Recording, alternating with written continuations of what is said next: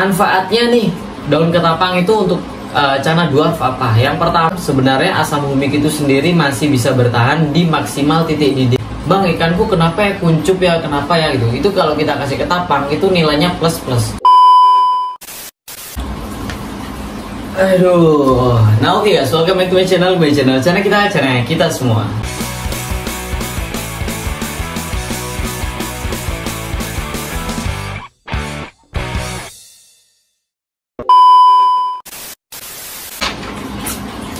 Nah oke guys, jadi kesempatan kali ini kita bakal ngebahas masalah ketapang nih, aku sampai bikin catatan ya guys. Kita akan ngebahas masalah ketapang, mulai dari kesalahan cara pengolahan ketapang, terus ketapang apa yang lebih baik kita beli. Ya mungkin sedikit di sana ya, sebenarnya bahaya sih kalau kita ngebahas masalah ketapang yang mana yang bagus kita beli atau yang enggak. Karena itu ya udah nanti aja. Nah intinya di sini kita bakalan ngasih tahu gimana sih cara ngolah ketapang ini yang benar itu gimana. Karena setiap dari kita itu bisa mengolah ketapang sendiri. Tapi kalau yang nggak mau repot, itu lebih baik beli gitu. Tapi kalau kita beli itu kita juga harus lihat-lihat. Yang pertama, bagaimana cara si penjual itu mengolah ketapang itu. Karena ada beberapa olahan ketapang yang memang bahkan ibaratnya nggak ada manfaat dari ketapang itu sendiri itu sudah nggak ada, sudah hilang. Itu sangat merugikan ya sebenarnya. Di sini juga kita bakal ngebahas apa sih manfaat daun ketapang itu sendiri untuk Cana dwarf maupun untuk Cana maru ya guys ya. Jadi kita bakalan coba di sini jelasin secara ilmiah. Ini kita udah belajar buka-buka buka-buka banyak artikel lah, banyak website yang kita pelajarin dan kita berhasil meringkas. Ini ringkas banget sih, cuman segitu doang catatannya. Intinya di sini kita bakal ngebahas dulu ekstrak ketapang yang bagaimana sih yang nggak bagus. Nah yang pertama ya, dalam daun ketapang itu sendiri itu mengandung yang namanya zat flavonoid. Nah flavonoid itu zat yang bermanfaat bagi antibakteri, anti parasit, bahkan anti jamur juga. Jadi memang daun ketapang itu memiliki kandungan antibakteri alami ya guys ya, anti parasit, anti jamur juga alami bawaan dari daun ketapang. Nah tapi apa sih yang gini. Kenapa ya sama orang-orang itu daun ketapang itu kok diolah lagi bang gitu? Padahal kan sudah bagus daun ketapang itu. Nah daun ketapang itu sendiri diolah kebanyakan sama orang-orang itu untuk menghilangkan minyak. Nah jadi biasanya ada minyak di bagian atas. Sebenarnya apakah minyak itu berbahaya bang untuk ikan? Enggak guys ya. Sebenarnya ikan itu minyak itu nggak berbahaya, dan letaknya minyak itu sendiri itu sebenarnya ada di bagian batang. Di bagian batang daun itu banyak banget mengandung minyak. Dan kalau mau simpel, gimana sih caranya biar nggak ada minyak tapi kita nggak mau nggak mau diolah, itu bisa kita pakai di selaput daunnya aja, di daun-daunnya aja. Tapi batang-batang di daunnya, ruasnya itu jangan dipakai, itu sebenarnya bisa. Ini ada guys, daun ketapang itu yang dipakai yang kering. Nah setelah itu bang, tapi orang-orang kan diolah. Nah diolah itu juga ada kelebihannya. Yang pertama, daun ketapang yang diolah itu satu lebih mudah ibaratnya lebih mudah keluar lah, lebih mudah kok goblok banget ya.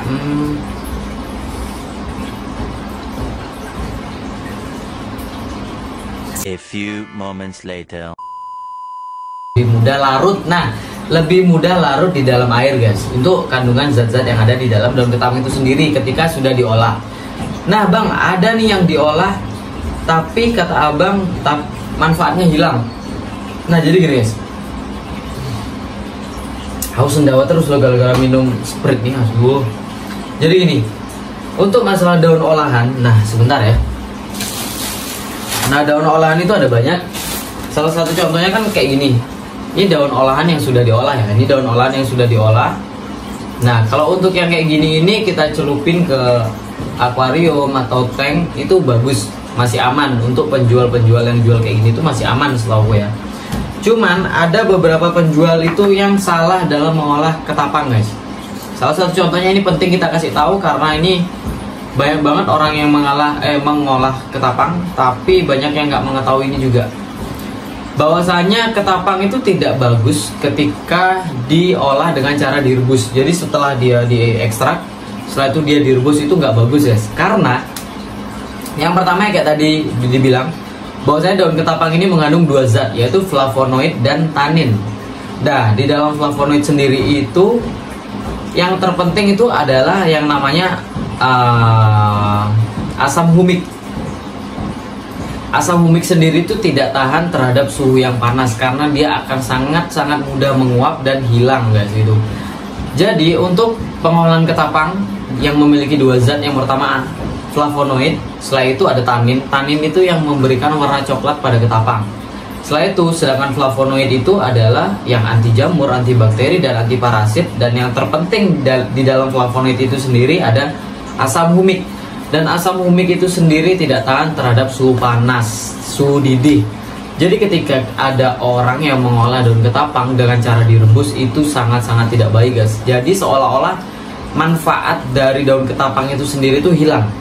Yang tersisa cuman ya zat tanin itu tadi. Jadi warnanya memang apa ya, warnanya itu kuning kecoklatan bahkan pekat, tapi manfaatnya nggak ada sama sekali. Makanya di sana sering banget apa ya, aku tekanin kepada ya orang-orang yang deket sih dan orang yang minta saran ya. Kalau nggak minta saran aku jarang saranin bahwasanya kalau mengolah ketapang itu saranku pribadi jangan direbus karena itu tidak baik.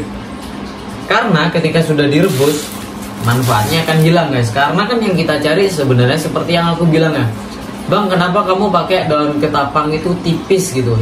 Di sana aku selalu ngejelasin bahwasanya aku pakai ketapang ini bukan cari warnanya ya guys ya, tapi aku cari ketapang itu kalau aku pribadi nih ya. Ini secara pribadi kalau aku pakai ketapang itu untuk mencari manfaatnya.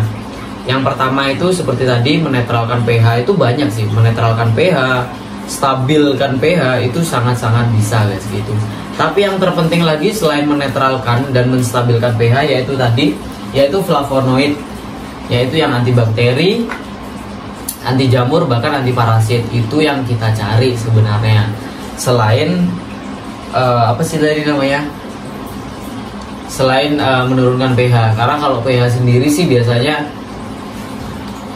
apa ya? Kalau di rumah-rumah orang itu kalau sumur-sumur itu rata-rata sih pH 6, 7, biasanya 6,5 segitu tuh udah bagus sih, sudah aman sebenarnya itu. Cuman biasanya kayak ada kayak gini nih, Bang, ikanku kenapa ya kuncup ya, kenapa ya gitu. Itu kalau kita kasih ketapang itu nilainya plus. Contohnya nilai plus kalau dikasih ketapang. Yang pertama, kalau sumai ikan itu kuncup karena pH-nya tinggi, maka pH-nya itu akan turun karena daun ketapang, karena kandungan zat-zat yang ada dalam ketapang. Setelah itu yang kedua, kalau memang dia terserang bakteri, penyakit atau parasit, itu bisa ditangani juga sama ketapang guys gitu. Jadi untuk pembelian olahan ketapang saran saya tetap selektif dalam membeli. Kalau bisa, kalau ragu nih, kemarin banyak banget yang nanya ya, aku yakin sih banyak orang pinter di luar sana ya, makanya dia nanya, Bang, itu kira-kira ketapangnya yang olahan yang ekstrak direbus buatnya atau direndam gitu guys. Jadi kalau direbus itu memang kurang baik, kurang bagus. Apalagi yang rebusnya itu dengan tingkat didih yang sangat mendidih ya, karena sebenarnya asam humik itu sendiri masih bisa bertahan di maksimal titik didihnya itu 50 derajat Celcius gitu guys. Jadi kurang lebih untuk pengolahan ketapang itu kayak gitu. Untuk cara mengolah detailnya itu banyak banget di YouTube, cuman kita di sini sedikit mewanti-wanti untuk tadi, untuk cara direbus itu kalau saran kita sih jangan ya. Nah sekarang ada pertanyaan kayak ini, Bang, manfaatnya nih daun ketapang itu untuk cana dwarf apa? Yang pertama, kalau kita baru beli ikan cana dwarf, kalau kita nggak yakin sama air di lokasi kita, di rumah kita kan nggak yakin ya airnya pH-nya berapa ya, nggak punya alat detect pH juga kan, pengukur pH. Terus gimana? Itu yang pertama, kita bisa kasih daun ketapang.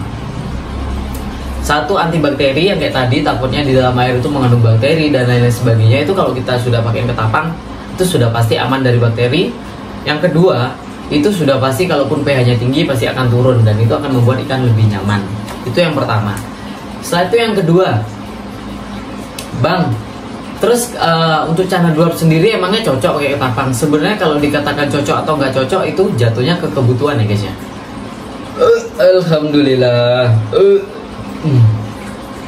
Itu ke kebutuhan. Ada yang bilang bahwa katanya gini, bahwa daun ketapang sendiri itu bisa membuat warna lebih shining atau lebih cerah. Itu sendiri belum aku buktiin ya guys ya. Karena aku sendiri untuk Cana Dwarf belum ada pernah pakai untuk membuat shining. Karena aku kalau shining lebih ke ya pakan racikan dan lain-lain sebagainya lah gitu. Untuk cari shining ya. Nah setelah itu kalau untuk pemakaian untuk stabilitas pH, terus untuk kayak antibakteri itu memang aku pakai sih. Untuk itu aja kalau aku untuk Cana Dwarf. Setelah itu kalau untuk di Maru sendiri gimana bang? Kalau untuk Maru sendiri karena memang habitatnya di rawa gambut ya rawa gambut yang memang notabene pH-nya sangat rendah, itu memang sangat diperlukan sebenarnya guys. Cuman beberapa ikan-ikan yang sudah tangkapan alam nih, bebian tangkapan alam, terus direkondisi di tempat si petani, lalu direkondisi lagi di tempat si penjual atau seller, itu biasanya sudah tahan atau mampu beradaptasi di air-air pH-pH yang lebih tinggi dari di alam sebenarnya guys. Dan karena memang juga untuk ikan-ikan baby itu lebih tahan lebih mudah adaptasi dibandingkan ikan-ikan yang besar. Makanya kenapa rekondisian ikan-ikan size jumbo itu lebih lama dan lebih sulit, karena memang mereka sudah terbiasa dengan pH-pH yang rendah dari dia kecil sampai dia besar. Maka dari karena itu untuk rekondisi sendiri itu agak sulit, agak lama kalau untuk Cana-Cana Maru. Tapi yang kecil itu ombyokan banyak kan, tinggal jaring di sungai, di Sentarum mungkin atau dimanapun Kalimantan.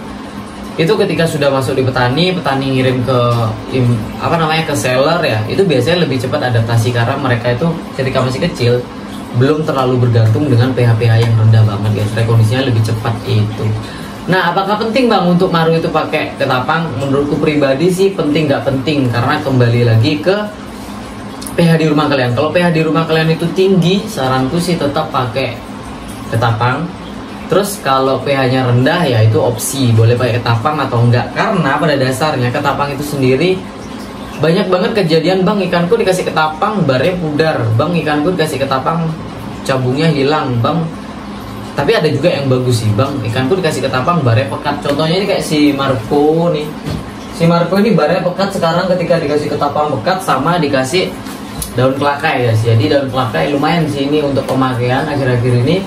Barnya pekat, cakep sih, cakep. Nah, jadi di video kali ini tuh lebih menjelaskan untuk berhati-hatinya dalam mengolah daun ketapang. Makanya dari dulu sebenarnya aku nggak pernah bikin konten masalah daun ketapang ini karena satu, nggak mau mengganggu bisnis yang jual ketapang, tapi ini edukasi agar siapa tahu si penjual ketapang juga sudah tahu sih, dan memang olahannya benar.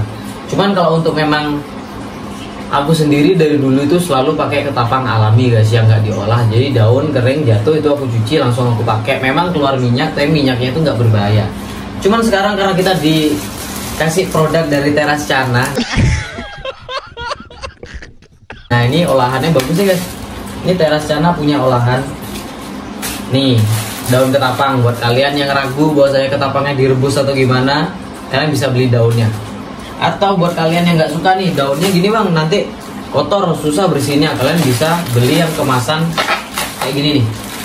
Ini kemasannya di belakangnya. Oh, jadi dia kayak teh ya. Jadi bisa kalian kasih tali, kalian masukin. Nanti kalau udah didapat warna coklat yang kalian mau, kalian tinggal angkat, selesai. Itu udah bagus. Teras Cana ada Tangerang. Terus dia juga ada ekstra ketapangnya juga ada. Jadi tinggal pilih.